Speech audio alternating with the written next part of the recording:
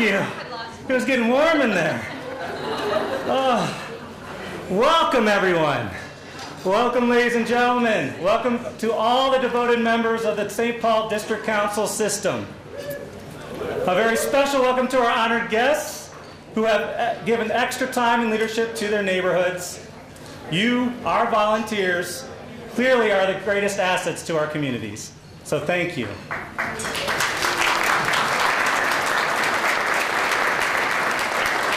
You know, after 2 decades of being McGruff the crime dog, I felt like it was time to reveal myself to the world.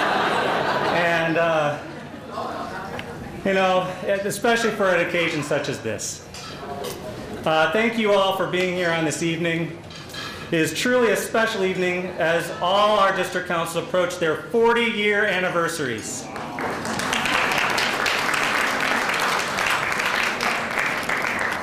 Last year, I stood at this podium and I spoke of the values of being a community organizer. This year, I'm here to recognize the other half of our work, the crime prevention coordinator.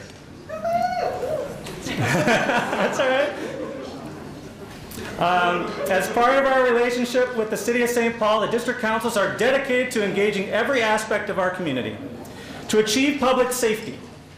We do this by not only working with law enforcement, but by also recognizing that in every positive connection, event, and activity, we make our streets a little bit safer and make the job of the police department a little easier. For 6 years, I have been proud to have a chief that understands that good crime prevention must go beyond enforcement. Chief John Harrington has opened every window and door to allow the integration of all ideas and initiatives to help make our city safer. At the beginning of this year, we announced his retirement. I didn't announce it, he announced it. Don't blame me. I am sad to see John go, but I look forward to him following his passion as an educator. He has served as an adjunct faculty at 3 Twin Cities universities where he taught popular classes in community policing and gang intervention. He also facilitated the development of the School of Law Enforcement at St. Paul's Metropolitan State University. Chief Harrington loves to use quotes. In his speeches, he uses quotes to remind us that people have been discussing our same issues and concerns for centuries. And it is incumbent upon us to create new leadership each and every year to improve our communities with renewed excitement and strength. I like to read a couple of my favorite quotes that Chief Harrington has given over the years. One of my favorites is from Sir Robert Peel. The police are the public, and the public are the police. Another quote I've heard John give is from Martin Luther King. We are caught in an inescapable network of mutuality, tied in a single garment of destiny. Whatever affects one directly affects us all indirectly. And one that I oftentimes hear him say from Margaret Mead, never forget that a small group of thoughtful, dedicated people can change the world. Indeed, it's the only thing that ever has. Chief Harrington has always expounded on the benefits of community policing. It is reflected throughout the department he leads and the classes he teaches. It is through his passion for community engagement that we gather here to honor his service. He joined the St. Paul Police Department in 1977. He has witnessed the growth of our district council system as much as we have witnessed his growth as a dedicated community member. My favorite quote, or really mantra, delivered by the chief is Carpe Diem. He expresses the need to seize the day every chance he gets. He could express that quote. So I expect him to retire with honor and seize each and every day as he has throughout his distinguished career. Ladies and gentlemen, Chief John Mark Harrington.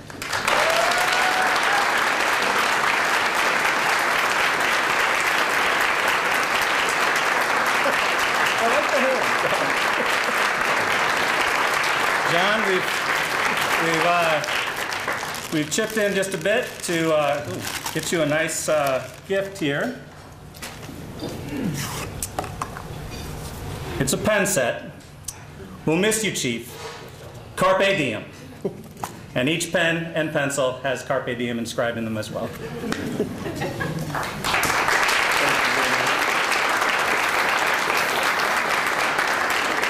Well, Tate stole all my best lines, so I will simply say this. It has been an honor and a privilege to serve the city of St. Paul since 1977.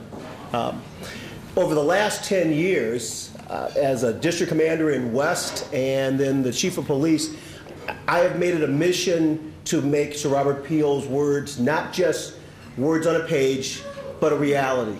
Whether it was bringing beat cops to Frogtown at the insistence of Tate and Patty and Artie at the first day of my arrival in the district, to Operation Sunrise and Operation Red Rocket, to Operation Shamrock in downtown, to the care details and Zap out in Highland Park. We have attempted to bring to life that mission that says the police are the public and the public are the police, and that together we truly can work miracles. I am so terribly proud of the men and women of this department, and so terribly proud of the men and women of the community who together have made this city just a beacon, truly a beacon. While I go to other places where the crime rate's going up, where the murder rate's going up, where bad things are happening in far too great a quantity, we're a city where domestic violence is taken seriously and where domestic violence is being reduced because of the work that we're all doing together. We're a community where immigrants feel safe, that they can come here and that they can pursue the American dream because they know that their police department and their community supports their efforts. We're a community where we've seen crime dropping, and I expect great leadership from the people that I've been training and that I've been working with, both from the community and from the police side. And I expect truly the best is yet to be. Thank you very much. Carpe diem.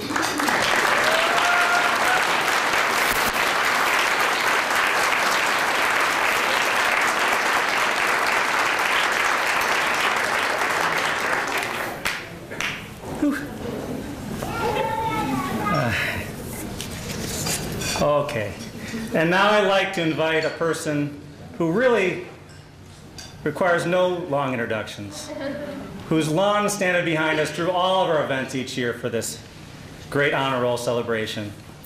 Our City Council President and honor roll extraordinaire, Kathy Lantry.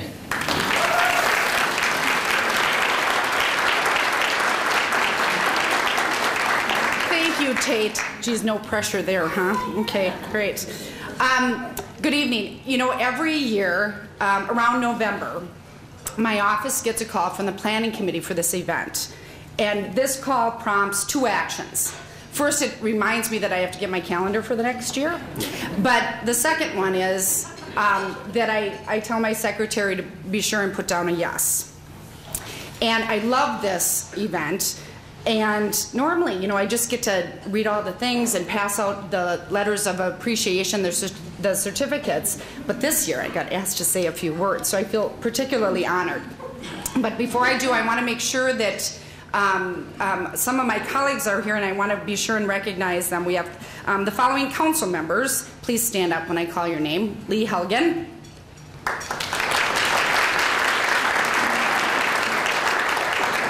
Russ Stark.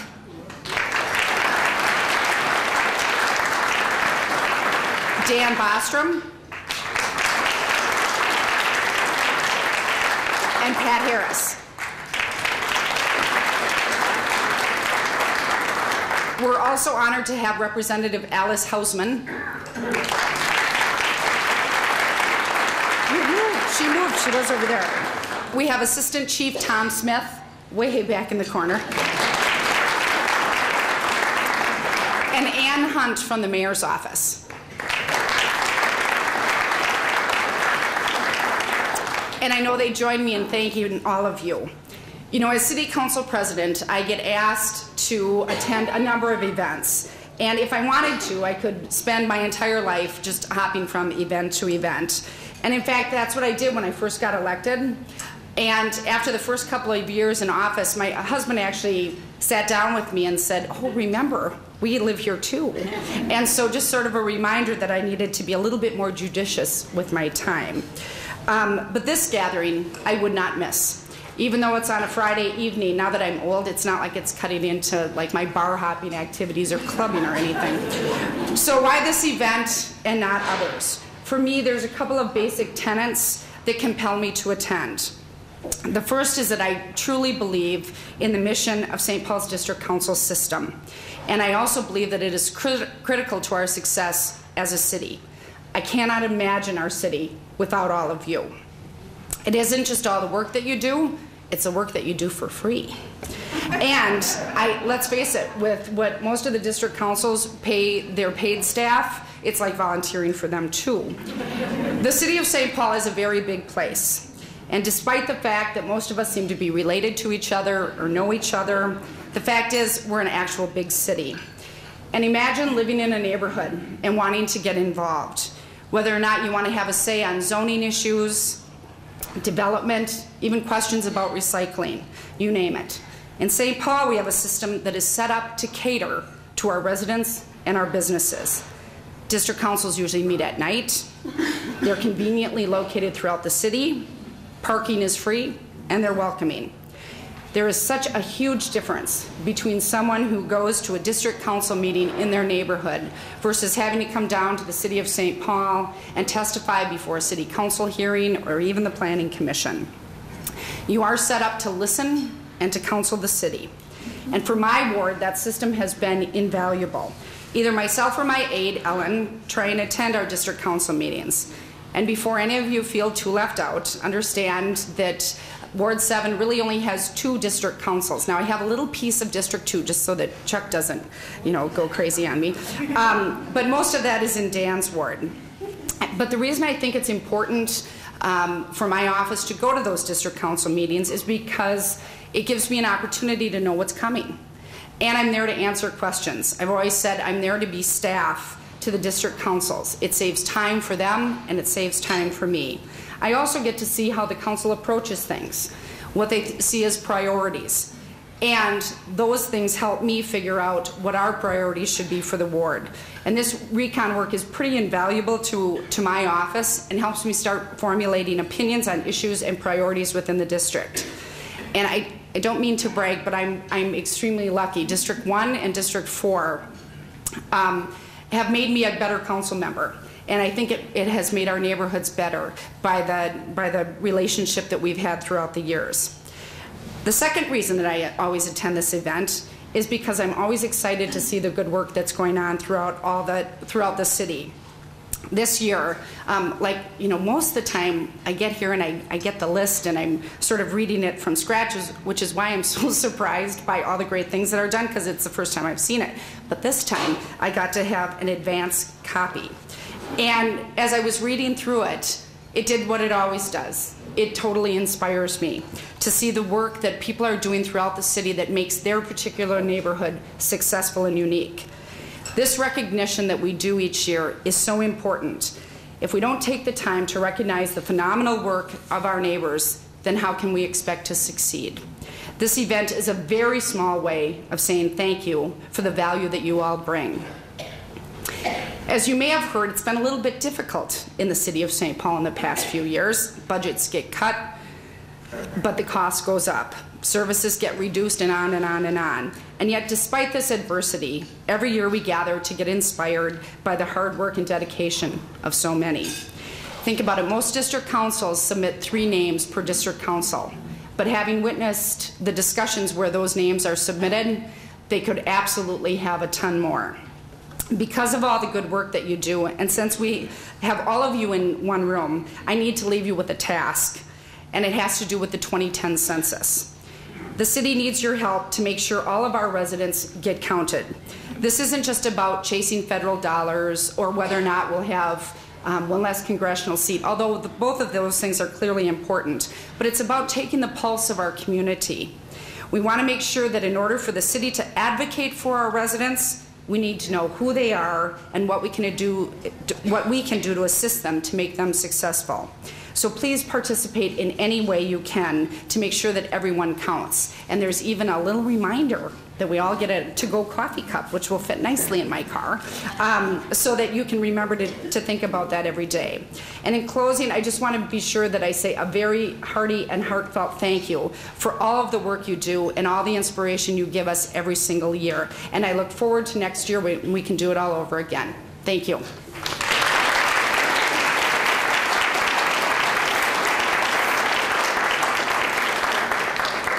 Kathy was stepping on my paw the whole time. You know, I think they already went out the door, but I want to give a real strong thank you to the D. Saru Trio, our jazz band tonight.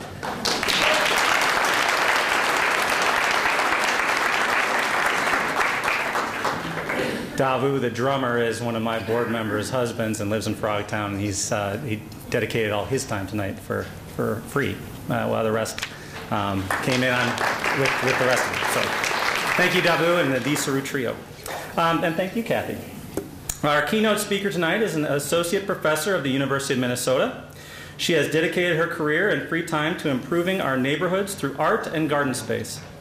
Although her work can be seen around the world, she calls St. Paul her home. I'm grateful that she can be here today. Please welcome Christine Baumler.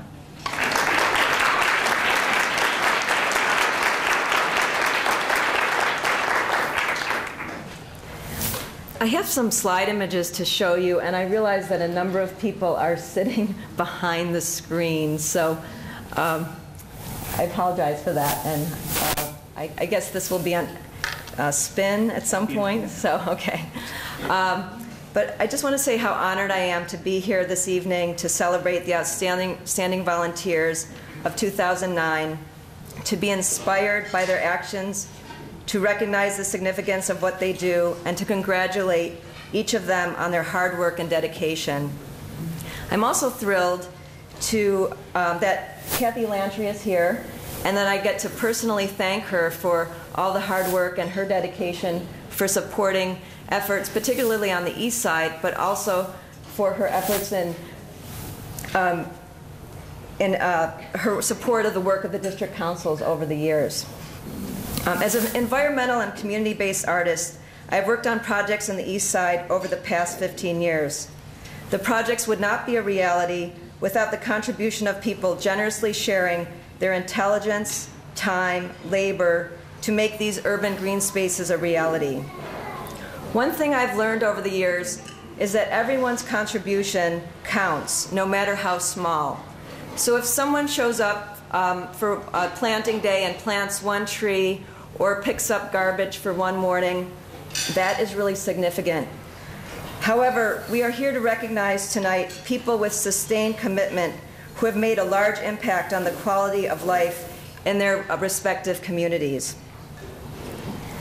These are individuals who understand how to work collectively and effectively to bring positive change, and I look forward to learning more about their efforts tonight. Tonight I'm going to talk about some urban green space projects that have been realized on the east side of St. Paul through the work of countless volunteers with collaboration with their district councils, City Parks Department, our elected officials, and many other organizations. And if I tried to name all those organizations and all those people, we would be here all night, so I will spare you the list. But if I leave anyone out, I apologize. You may wonder what role an artist can play in community-based projects. And one thing I'll say about artists, and this is not unique to artists, but artists are trained to use their imagination and to try to make visible the invisible. And as a community-based artist, I like to think of myself as someone who likes to use my imagination with company. And I didn't realize that McGruff, the crime dog, would be my remote tonight, so I thank him for that. So next, please, McGruff. So I want to talk about a constellation of projects that I've been working on the east side. These are not my projects, but I've been involved in these projects very actively, as I said, for about the past 15 years. And as an artist, one thing I started to realize is that while each site is important, we had to start to think about the system of the entire watershed and how what we do in our own lawns and our own backyards starts to impact the water quality of the Mississippi River. And so tonight I just wanted to show you an image that shows Sweet Hollow Park, the Mariah Bates Rain Garden, the Eastside Gateway Rain Garden, and then the Bruce Vento Nature Sanctuary. And all of these sites collectively make up this urban green space on the east side of St. Paul. So I know many of you are familiar with these projects, but if you're not, I'd like to invite each one of you personally over to the Sweet Hollow Cafe, where you can get a really delicious dessert or coffee and take a walk around some of these projects.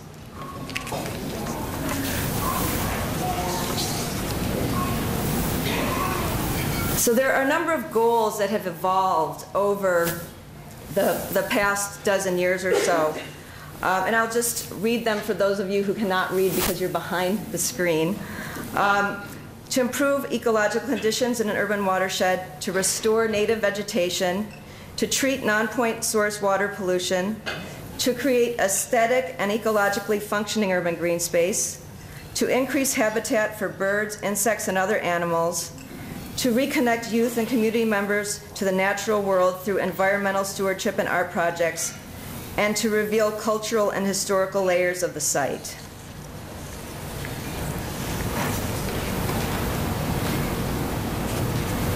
And as in any urban environment, the east side of St. Paul has disrupted ecosystems because of industry, transportation, and habitation. And the other thing I want us all to remember is that we also have disrupted social relationships because of the disruption of the lives of the Dakota people who were forced from their land and way of existence.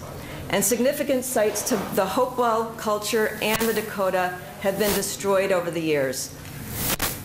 So these projects I'm about to share are about repairing, in just some small measure, the broken ecological and social relations, and also creating future stewards for these sites. So this project is the Sweet Hollow Historical Forest, and one of my great heroes is Karen DuPaul, who is here tonight, who has continued to shepherd this project over many years. And the idea behind this project was to work with the city of St. Paul to try to restore the ecological conditions of Sweet Hollow Park and restore it to some of the natural beauty that it had in pre-settlement days. And one of my personal commitments is to work with youth organizations such as the Como Park Conservatory Youth Program to try to encourage youth to research native plants, to learn what invasive species are, and to actually do the restorative work and create future stewards. Probably some of you are familiar with the Mariah Bates Rain Garden, which is adjacent to the Sweet Hollow Cafe.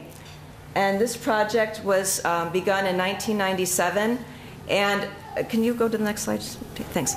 I think most of you know what a rain garden is, but a rain garden is a swale or a depression dug into the earth, and water is redirected from the storm sewer system or from the gutter system, and then the water filters through the soil and pollutants are removed from the soil. These are also planted with native vegetation and become habitat for butterflies and birds. And I want to feature some of the youngest volunteers I've ever worked with. These were 200 Dayton's Bluff Elementary School students that planted the rain garden in 1997. Thanks. And the last project that I'm going to talk about tonight is the Bruce Vento Nature Sanctuary. And I always say that I hate putting up this slide first because it looks like it was so easy. But anyone who has been involved in the Bruce Vento Nature Sanctuary project knows that it's been like a 12-year effort on the part of not only community members, but our state legislature and many, many partners. But the idea was to restore a railroad brownfield and make it into a public park. So if you're not familiar with this location, the site of the sanctuary is where Trout Brook and Phelan Creek came together in the past and flowed into the Mississippi River. And the Dakota people lived along this river. This was an important area for trade and also for ceremony. There are the beautiful limestone bluffs in Bruce Vento Nature Sanctuary, and they're known as Imaniza Ska in the Dakota language. And some of you may also be aware that there's a cave that's located on the site called Wankantipi, or Cave of the Mysteries. And it was explored by an explorer named Jonathan Carver in 1766. And when he went into this cave, he discovered petroglyphs that had been created by the Hopewell people. And I have a few images here for those of you who can't see them. There's snakes and other types of animals that were carved into the surface of the cave. This is an undated photograph of a group of Native American people standing in front of the cave entrance, probably around the turn of the century. Next. And one of the tragedies of the site is that when the railroad company moved in, they needed to make room for a part of their operation, and so they blew apart 100 feet of the cave and they destroyed the petroglyphs. And I was just near this site with Jim Rock, who's Dakota, and he's planted a tree at the original entrance of the cave to commemorate the actual entrance. Sorry about that. Ooh. Can go back just a couple. So as most of you know, the railroad companies moved in. This was an incredibly active railroad site, very important to the industry and development of St. Paul.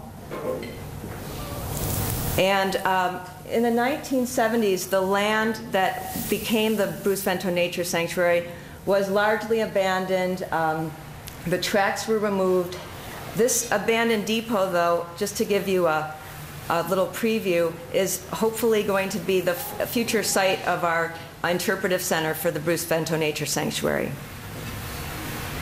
This is that small group of individuals. It's just one of them. There are many of them sitting in this room.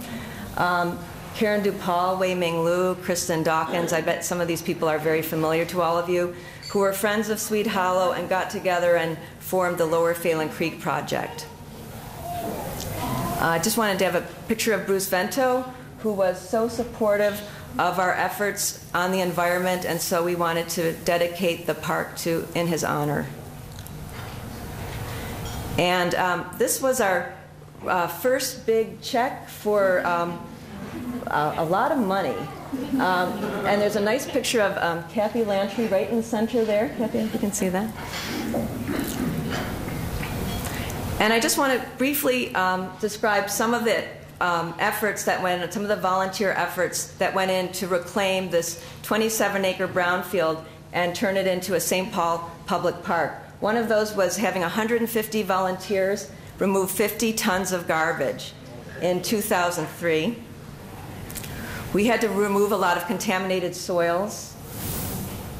The East Side Conservation Corps has been the backbone of the Bruce Vento Restoration Project. And here's a picture of them in 2004. It's run by the Community Design Center. The East Side Conservation Corps, volunteers from Ecolab and other volunteers have removed buckthorn. And how many people have removed buckthorn in this room? Okay. You know what it's like, and you know how persistent it is. Volunteers also planted hundreds of trees. We had constructed spring-fed wetlands. This is a very important site for bird migration. It's a critical site. So these wetlands help to provide more habitat for birds. Bike and walking trails were created. This is an image of one of the youth planting wetland plants around the created wetlands. And then in 2005, this area was dedicated as a city park, a St. Paul City Park. And one of the really significant things about this opening was the participation of the Dakota people at this ceremony.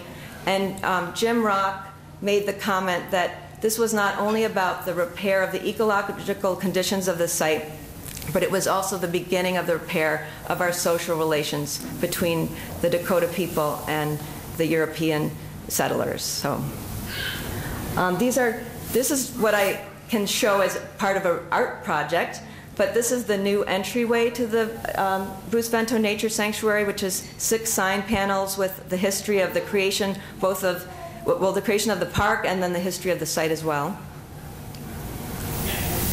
And then this is the Wonkin Teepee Cave. We worked with the Dakota elders. We talked to them about what they wanted to see happen to this cave that had been so desecrated.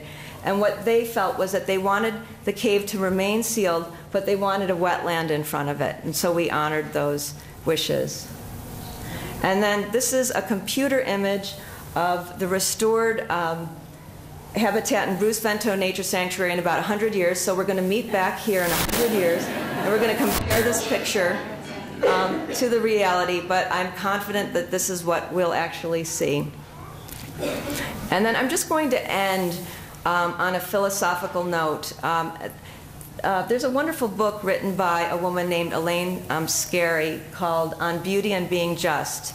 And she talks about the idea proposed by the philosopher Simone Weil. And Simone Weil says that when we encounter beauty, it requires us to give up our imaginary position in the center. And when I think about beauty, I'm not just talking about surface beauty, but I'm thinking about the beauty of a just society, an ecologically and economically healthy society. And what Elaine Scarry says is that when we start to apprehend something that's beautiful, that we realize that we're no longer in the center of the world. Indeed, we never were actually in the center. But we're no longer even in the center of our own world.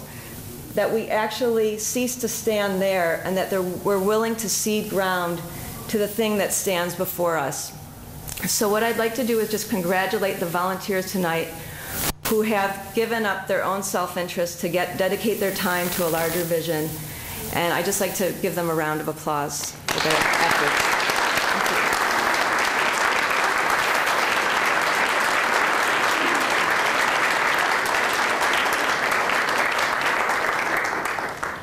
Thank you, Christine. And on to our honorees. So if I could ask Kathy Lantry to come forward. Is Ellen going to help you? She is. Ellen? Who else is helping you?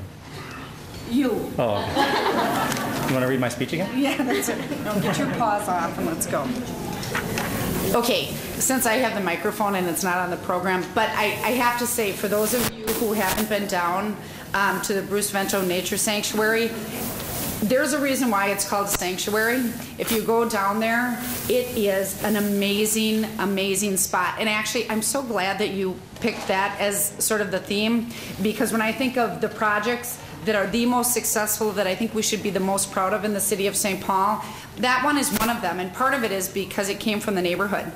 I mean, it really was a vision of the neighborhood. This wasn't it wasn't some grand master plan. This was some neighbors who said, let's make a difference on this piece of ground.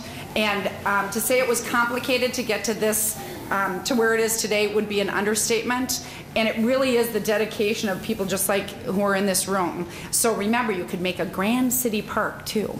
Okay, so. And I was interested to hear that Christine actually has a real job. I thought all she did was volunteer because I see her in the neighborhood so often. Okay, so the big event. Okay, and we always go through this. It's like what we should have rehearsal first. Like, do we clap first? Do I say the name and then you clap? Do we clap before? Do we clap after? So here's the deal. Here's what I'm thinking. And of course, this won't work because I'll pause and then you'll clap and then we'll all be. But let's try this. I'm going to read the name and then the whole thingy. And then while the person is coming up, we'll give a rousing hand of applause. And then we'll hand them the certificate. You with me? Do you want to practice? Okay, good. All right, because we're going to start with the best, just only from because it's, I get to read, and it's number 1, District 1 Community Council, Battle Creek. And our first honoree is Cindy Fernlund. And this is so cool because it was such a great thing that happened. No favoritism. Oh, Hey, who's at the microphone? And of course, she worked with Ellen from my office, who's perfect too. Okay, so Cindy Fernlund. Cindy worked over several CIB, the capital improvement budget cycles, to upgrade the playground equipment at her neighborhood park. In this past cycle, she organized her neighbors to advocate for needed facilities. As a result of their work, our friends in Dayton's Bluff found a new-to-us playground for local children. Her commitment and networking benefited our kids. Cindy Fernlund. Pam McCreary, not Cindy Fernlund. Oh, she's not here. Oh, what a bummer. Okay, all right, well, Pam McCreary. Yes, accepting for our crime prevention coordinator. Okay, Joe Wright, who I know is here, I saw him. The police storefront at Sunray Shopping Center exists because of Central Properties Group and Joe Wright, the local manager. Joe works with the district council and the police to make the center a comfortable place to shop and do business, which is true because I'm there all the time. His organization provides significant in-kind donations to assist the District 1 Council. Joe Wright.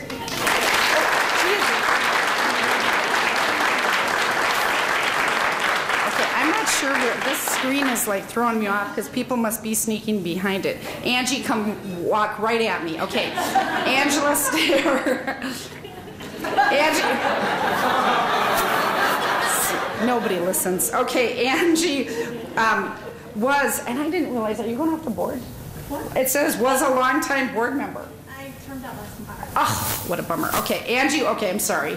All right, I'll talk to Angie later. Angie was a longtime board member and officer, serving as secretary and committee member at District 1 for many years. She has worked on land use and environmental issues for the council and has been a dedicated volunteer and donor. Her contributions to the organization have made valuable improvements to all of our neighborhoods. How true. Angie Stair.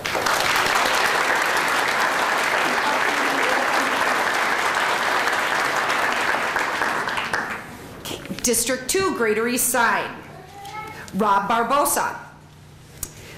Rob has served on the Bicycle Advisory Board, the District 2 Community Council Board, the Northeast Neighborhoods Block Nurse Program, and the Lafayette Bridge Citizen Advisory Committee. Oh, he is never home. He is on the board of Northeast, oh geez, I didn't finish. He is on the board of Northeast Neighborhood Development Corporation and on the Hmong American Mutual Assistance Association.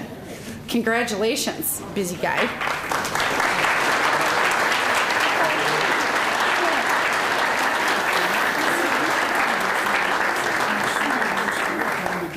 Okay, all right. See, because Dan did have rehearsal apparently. And so when I get to, so maybe my colleagues will join me so that they can congratulate their district council folks as they come up too. So when I get like close to your area, wander up like Dan. Okay. Okay. Well, yeah. Well, it's not like he didn't know where he was going. You meant to come up here. Okay. Judy Purcell. Judy is nominated for, okay, all right, somebody already didn't listen. Who are you? Okay, all right. No, Judy, you start walking up. We don't want, you're not the problem here. Judy is nominated for her tireless efforts and leadership as president of the Lake Phelan Townhome Association. She has represented neighborhood concerns at community meetings and secured matching funds to preserve the association's natural pond and the surrounding prairie plants by working with the Watershed District and Prosperity Elementary. Congratulations.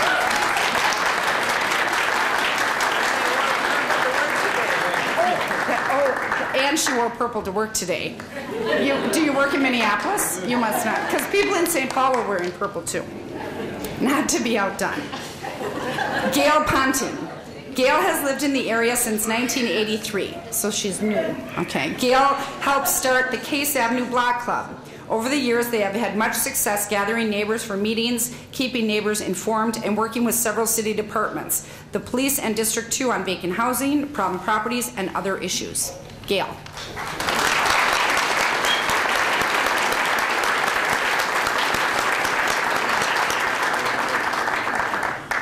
I'll be back for 5. Okay, good. Well, you can sit in my seat if you want, if you don't want to wander too far, because I'm not going anywhere. Okay. Oh, back to me. District 4, Dayton's Bluff. Stephanie Harr. I haven't seen Stephanie. Is she not here? Oh, there you are. Okay, good. Stephanie has served as Dayton's Bluff Community Council Board member and Council Treasurer for many years. Stephanie is co-chair of the Arts and Culture Committee. She has served as Neighborhood Energy Connection Board member for many years, is an active Mounds Park neighborhood resident, how true, and founder of the Friends of Mounds Park. Congratulations.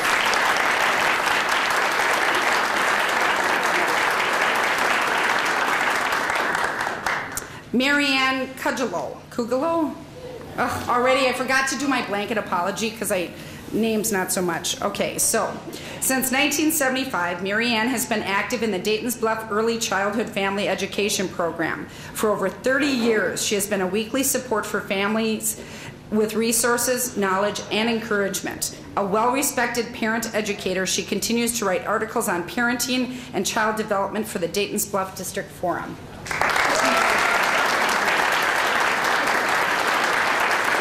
Maryann Cogelow. Okay, there's the teacher in her coming out, and now I suppose later I'll have to spell it. Okay, and now I'll know because it's written right here. Maryann Chowen. Maryann has been drumming up support for Dayton's Bluff Living at Home Block Nurse Program, and isn't that the best organization in the world? And she did it. Maryann has run the program since its launch 3 years ago. The program helps keep area seniors safe and living independently in their homes. Seniors are now linked to services such as transportation, advocacy, and networking with community resources and food programs and health support clinics.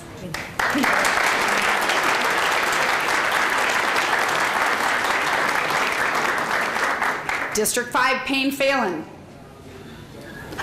Okay, darn Dan, it is like we practiced. Okay. Oh, Ann Brasino. Okay. Sorry. Okay, that's all right. It's Ann. It's hard not to clap. Ann's St. Paul community development experience spans 2 decades. We honor her extensive volunteer work with the Payne Arcade Business Association, dedicated service on PABA committees, including treasurer, and support for the Payne Arcade Harvest Festival. Ann helps PABA welcome diverse new business owners. Oh, she's got a small child with her. Grandson. Okay. Good. Okay.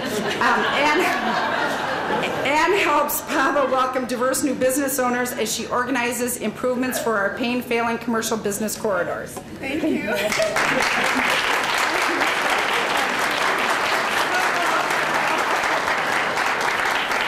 Okay, it's totally beautiful. I forgot Ann was up here. He's up here. Okay, Mark Gallagher. Mark offers skills, creativity, and energetic leadership to benefit all ages in Payne Phelan. He leads a troop with Boy Scouts of America and supports senior resident independent living with the Payne Phelan Living at Home, another Living at Home Block Nurse program. That should inspire all of us. Mark has also organized neighbors with the local American Legion and created a wildly successful National Night Out block party. He's the stuff.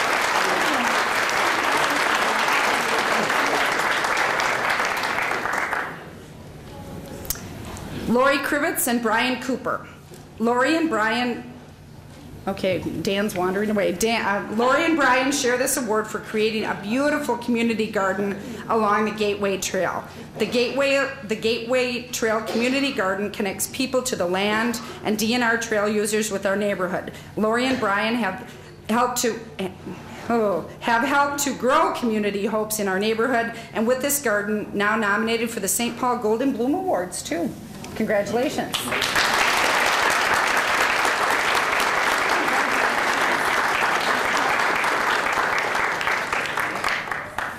And in memory of Ray Salmons. Now, absolutely, we can clap for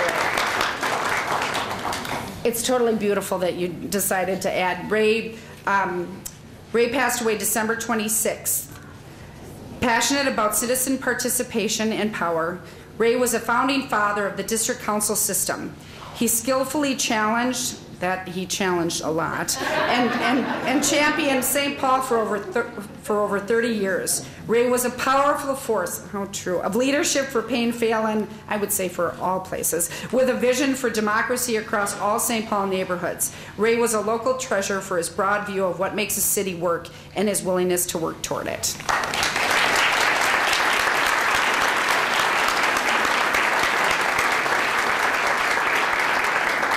Okay, District 6 North End, you're up. Beverly Bybee. Beverly has been a resident of the South Como neighborhood for 30 years. After dealing with her own land use property issues, she joined the District 6 Land Use Committee in 2002. She has also been a part of the Community Cleanup, Como Park Pool Committee, and other land use committees. She is invaluable to the District 6 Planning Council, always ready to roll up her sleeves and participate.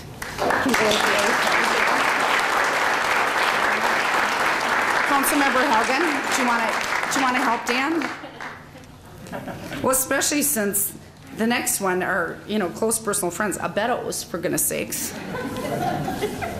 Abetto's has been a part of St. Paul's North End since 1931. Wow, who knew? Originally one of St. Paul's first supermarkets, today Abetto's, located at 560 Como Avenue, features a deli, banquet facility, and a liquor store. Abetto's was purchased in June 2007 by the new ownership team of Jennifer Coop, Cheryl Scarpetti, and Ron Bosich. Close? Okay. Apparently I pronounced that correctly. Oh, and Ron was the 2009 Winter Carnival Prince of the North End. So we're lucky you're here tonight because he's got to get all prepared for the big parade tomorrow. Yeah, that's right. Abetto's owners support numerous local organizations and have hosted a national night out celebration for the past 2 years. Abetto's hosts the Como Avenue Block Club meetings. Oh, and do you provide free food? Yeah. I bet you will now. Okay, well, congratulations.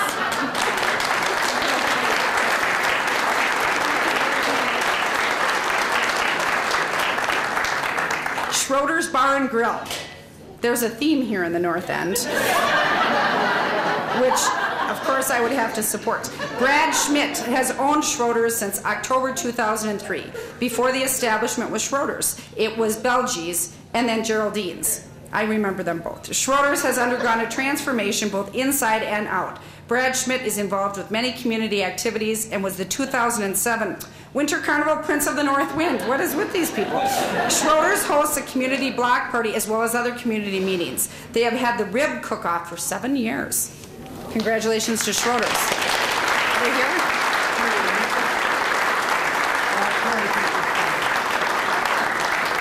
Carrie Ann from District 6 accepting. I'm sure you're going to deliver that to them. I am tonight. Oh, okay, tonight. Oh, tonight.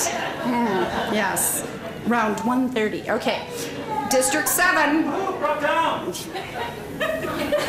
Okay, you're not a frog this year. You're the dog this year. Can't you wait till next year? What is Tate going to dress up as next year? Last year, frog. This year, dog. Something else. We got to think of what a good thing we could have him dress up as. Okay. And so, oh shoot, Lee, I should have had you stay up here because Melvin isn't here, so we need somebody to help us hand out to the District 7 honorees. Hi, Truong.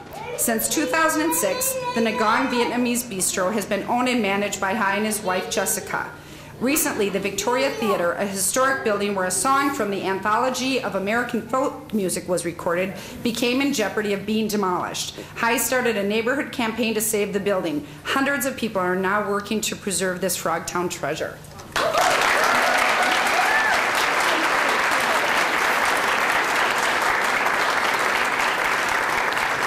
And if you haven't been there, oh, marvelous food. Patricia Omans. Patricia started the Frogtown Garden Club. With the help of neighbors, Patricia is promoting a campaign to build a large urban farm in the heart of Frogtown. Currently, the group is working to secure the former Wilder Foundation campus, which is vacant. The hope is to create a space that offers both education and healthy food alternatives and call it the Frogtown Farm.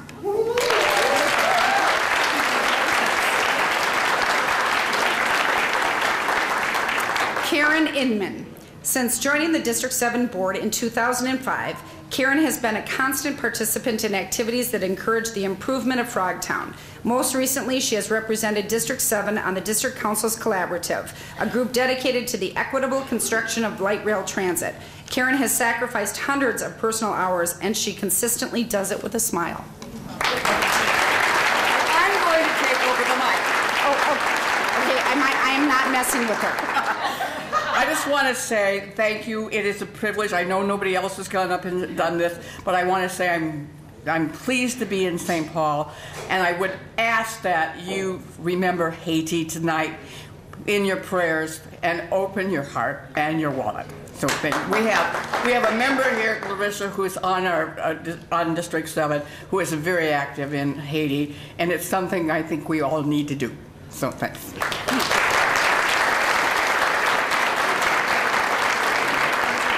Okay, how could I not yield for that? Excellent, Karen, thank you. District 8, Summit U, Aurora Farrington Block Club. It is a very successful cross-cultural organizing effort over the past year. Residents meet with city staff and elected officials to address problems of drug dealing and absentee landlords on their blocks. Dealers were evicted and landlords met with the neighbors to outline how to respond to neighborhood concerns. They've also met to discuss the implications of light rail transit planning on the block, began talks about best uses for vacant lots, and hosted several community gatherings. The group spans several generations and consists of white, African American, Hmong, and Latino neighbors supporting each other in ways that have attracted attention from other community-based organizations.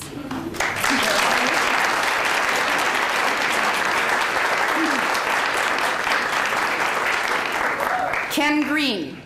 Ken is a member of the Summit U board. In just a few months, Ken has worked to coordinate a food drive for the Haley Q. Brown Food Shelf, done impressive outreach in his part of the neighborhood, started fundraising among his contacts, offered amazing advice on future organizational outreach, and generally dazzled us with his thoughtfulness and awesomeness. Oh my God.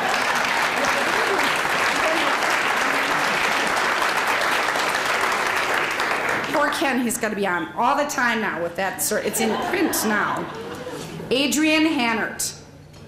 What to do when you see a blighted property in your neighborhood? If you're Adrian, you buy it and open it to the neighborhood as a community space. Adrian's interest in beautifying the community led her to hold a rain barrel workshop in her own wonderful garden, start reaching out to other Summit U gardeners, and talk to neighborhood groups about creating a new community gardening space.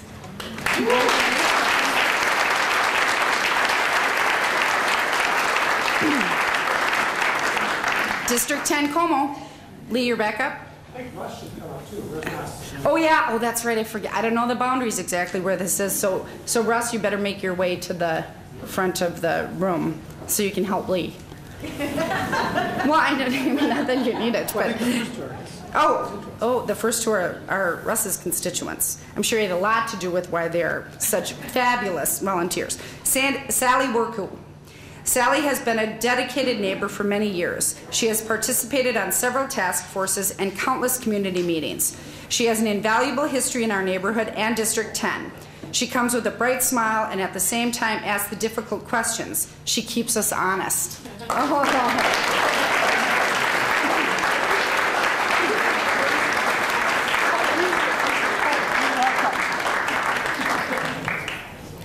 Chris Martineau.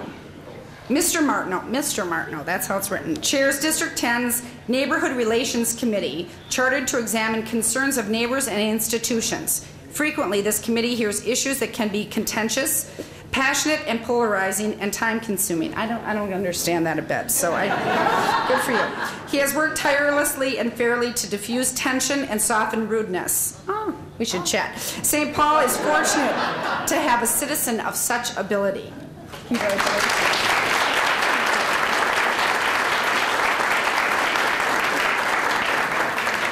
David Arbiet. In 2007, David became chair of the District 10 Como Community Council. With his leadership, District 10 took an active role in responding to several challenges in the district.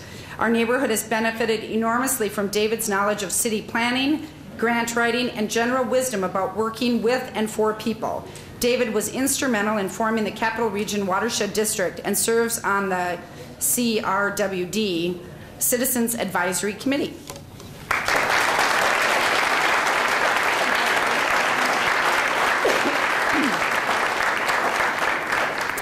District 11, Hamline Midway. And it was so cool, Betsy Leach, because she's the first name on here, and of course that's the District 1 community organizer. How great that Ann, she gets honored by her own district council. Betsy Leach. Betsy is one of those Uber volunteers, true enough, who have seemingly done just about everything. Betsy has been a member of the Hamline Midway Coalition Board of Directors, the HMC Executive Committee as Treasurer, the HMC Transportation Committee, and the Hamline Midway Environment Group. She helped organize several neighborhood initiatives, including community gardening projects, rain barrel workshops, and pedestrian safety campaigns. Betsy also served as the District 11 representative on various transportation-related committees and is the principal author of the Environment and Transportation sections of the forthcoming 2010 District 11 Community Plan.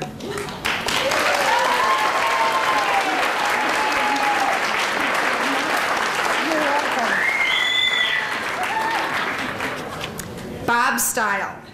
Over the past year and a half, Bob has been a key leader in HMC's vacant property cleanup campaign.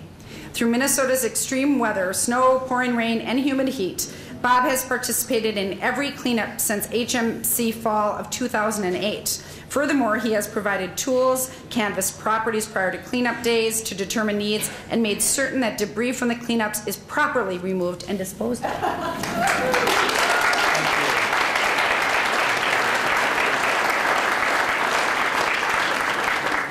Hamline Midway Library Association.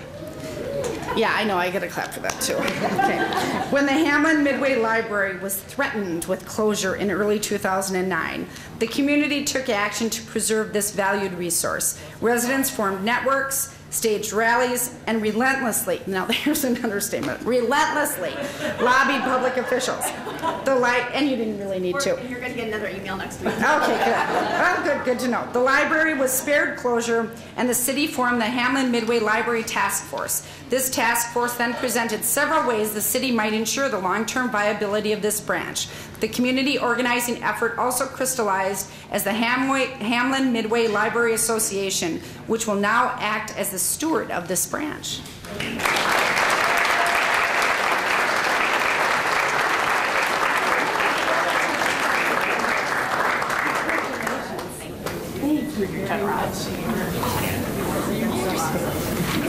No. Okay.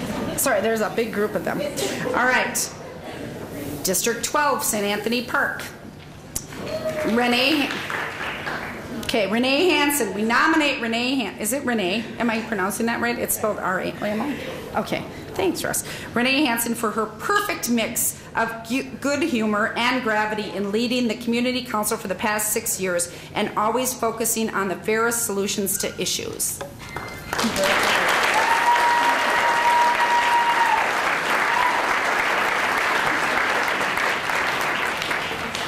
Alice Hausmann, Representative Alice Hausmann. We proudly nominate Alice Hausmann for her superb leadership in the state legislature, always focusing on the issues that unite rather than divide us.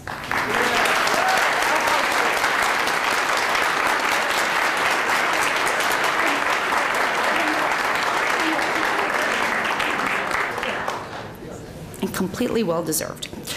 Tim Wulling. Tim is a longtime activist in St. Anthony Park neighborhood Neighbors for Peace, and more recently, the catalyst for a group supporting environmentally responsible community living. A brilliant communicator, he advances peace and justice through email, creative skits, and meticulous research, letters to the editor and politicians, and letterpress printed poetry.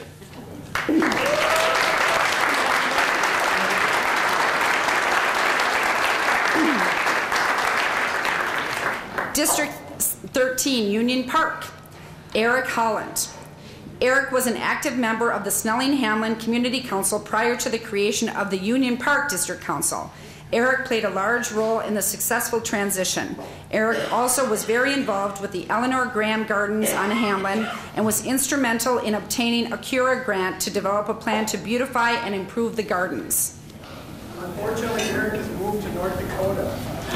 He moved to North Dakota. Okay. I have so many things to say about that, but I'll keep them in my head. Okay. So we'll make sure that he gets that, because he's going to need that. Okay. Jane McClure. Is Jane here? Oh, it was so great to see Jane on this.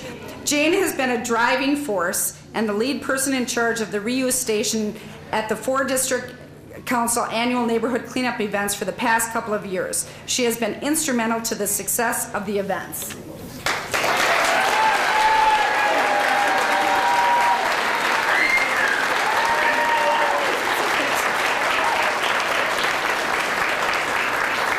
And of course, most of us know her for her unbelievably fabulous writing for many neighborhood papers. Ed Connolly. Ed purchased and rehabbed buildings in the Selby-Snelling area, including one that was near condemnation.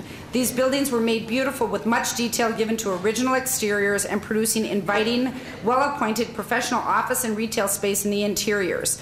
His vision has greatly improved this commercial hub.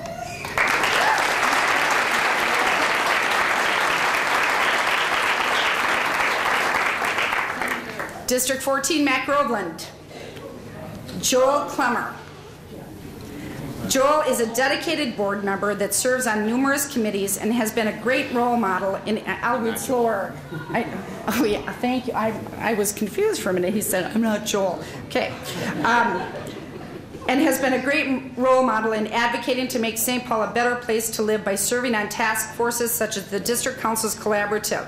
His wit, intelligence, time, dedication, creative thinking, and demeanor combine to make organizations for which he volunteers more effective.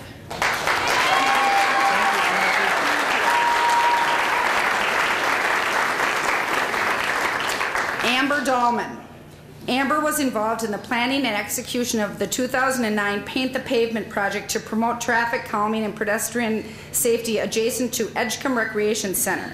She also provided exemplary support to her community by fulfilling the role of facilitator during work group sessions for the proposed Jefferson Bikeway project.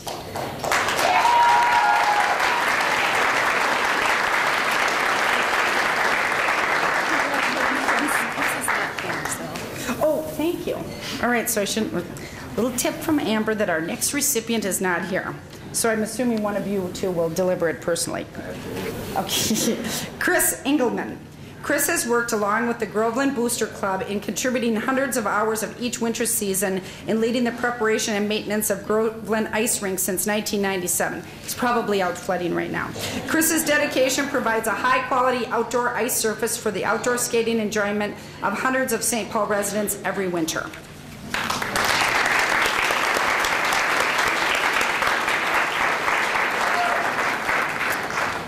District 15 Highland. Teresa M. Cicerelli. I suppose not to be confused with some other Teresa Cicerelli who doesn't have an M in her name. Teresa is the principal of Highland Park Elementary. She has a wonderful ability to motivate the children, parents, and teachers at Highland Park Elementary School to produce large academic gains each school year. Each year, she sets higher standards for the school by using the International Baccalaureate program to enrich the children's education through culture and hands-on learning approach.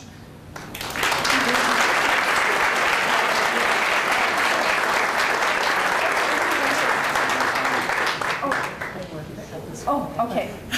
Okay, this is not Teresa, by the way. I know. It's just some random person who really wanted a certificate, so just play along. Good job. Okay. Actually, she's on, did you say her honeymoon? Ah, excellent. Marta Keifel. Marta has been the building manager for the property at Edgecombe and St. Paul Avenue. She does an extraordinary job working with the children in the community. This includes an after-school program for kids to work on their homework, support in teaching their native languages and culture, providing rides and spending her own time and money to make sure the children have supplies and snacks. Marta has been a strong role model for people in her building. She is a local hero to her neighbors. She is proof that one person can make a huge difference in the community.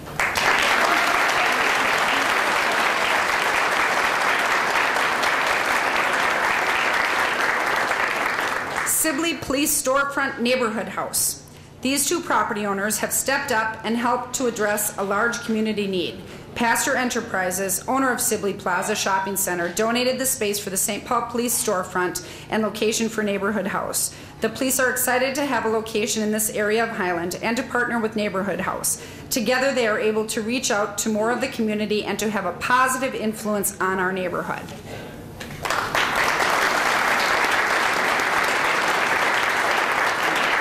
Okay. Are they here? Oh, yeah. Okay, Bob Julen. No. Well, yeah. How are you? Good. You want to kiss me for all these people? Yeah, no, I don't. But it's, we'll talk after. Okay, sorry. This is somebody who I knew since I was a little girl. So very bizarre. I saw the name and I thought, oh. Okay, so we'll talk after. I know. I bet. I'm sure I don't look any different than I did when I was 8. You don't either.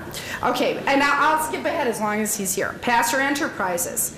Family owned and operated, their success has been built upon over 50 years of dedication to developing the best possible shopping centers and maintaining the highest standards of management. These principles continue to guide Pastor Enterprises towards the future. Edward Pastor has been a member of the faculty and dean of the University of Shopping Centers. Who knew there was such an organization? As well as an instructor for the International Council of Shopping Centers. He has sat on the board of directors of the Minnesota Shopping Center Association and has been a member of the Minnesota Retail Merchants, Merchants Association. Mr. Pastor.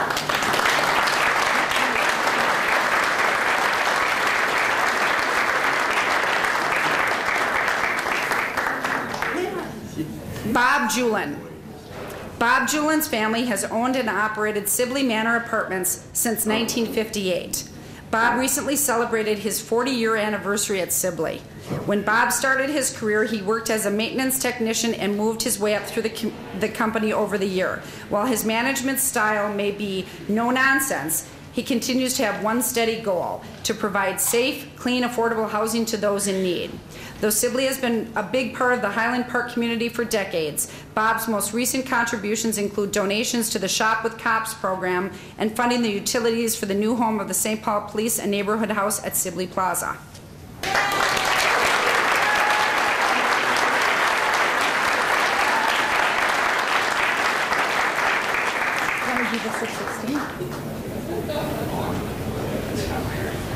I know, but Dave isn't here. Thank you, Pet. Sorry, we'll chat later, too. Okay. District 16, Summit Hill. Charlie Hardy. Charlie did extraordinary work as the Pedestrian and Traffic Safety Committee Chair from 2002 through 2006. Among other projects, he secured timed lighting on Grand Avenue, four-way stop signs near Linwood, Achievement Plus School, and citizen input over many months for the 2006 RSVP street project planning meetings with Public Works. Oh, that he deserves an award for that.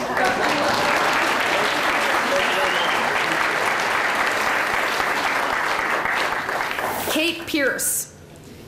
In just a few short years, Kate has already made a big impact in the neighborhood through her passion and tireless volunteerism, including serving as the Summit Hill Association Treasurer, Environment Committee Chair, redesigning the welcoming booklet, helping to bring our car to Grand Avenue, and serving as a building club leader.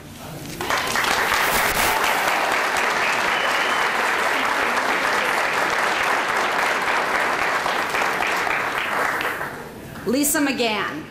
Lisa is an extremely creative, organized, and very diligent block club leader and Summit Hill Association board member. Her outstanding contributions as the 2008 Summit Hill Association House Tour co-chair helped to make that fundraising event the most successful year SHA has ever had. Lisa gets things done, and she's a pleasure to work with.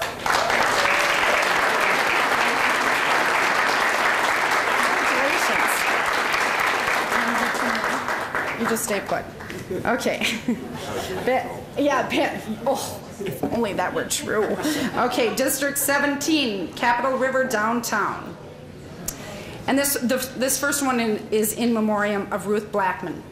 And many of you, if anybody ever was down at City Hall, you knew who Ruth was. A longtime downtown St. Paul resident, Ruth Blackman invested countless hours into her community by diligently volunteering for various arts and culture organizations, as well as for the Capitol River Council District 17.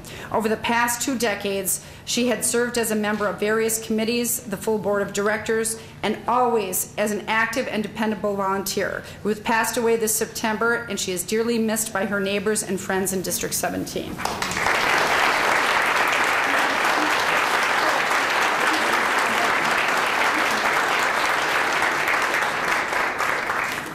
and that's Ruth's son, David. And so we really appreciate him coming down here. The Pedro family. This is a really big deal. The Pedro family has invested in downtown St. Paul since 1914 when Carl Sr. opened the family business Pedro Luggage. This year, the family donated their land to the city of St. Paul so that it can be turned into a park. This generous gift marks a permanent investment in the downtown community. Pedro Park will anchor the neighborhood and be enjoyed by downtown residents, employees, and visitors for generations to come.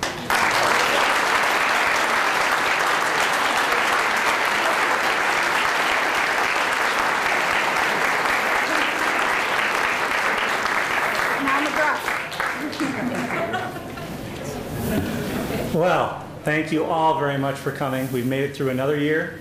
We kept our funding, and yeah, there we go. And you know, it's amazing that I still see year after year, face after face of people who stuck by their community and at their district council level.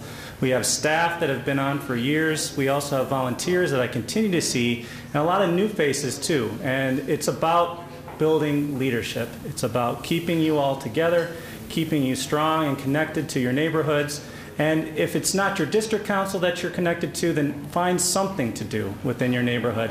And I promise you, we'll always be there to support it no matter what you're doing. And I really mean that. And it's all about support from our mind. People always ask, well, what does the district council do? And someday we'll figure that out.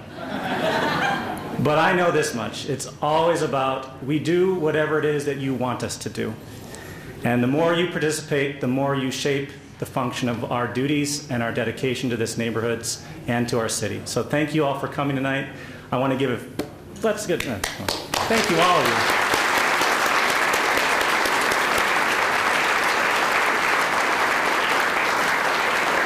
Thank you to Chief John Harrington. Thank you to Christine Baumler. Thank you to all the staff of the District Council that helped put this together tonight. It takes a lot of work.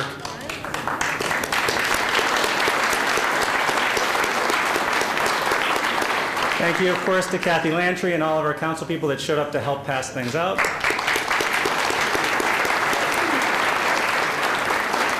And thank you to the D. Saru Trio for their wonderful music. Last but not least, thank you for the University of St. Thomas for giving us this wonderful room.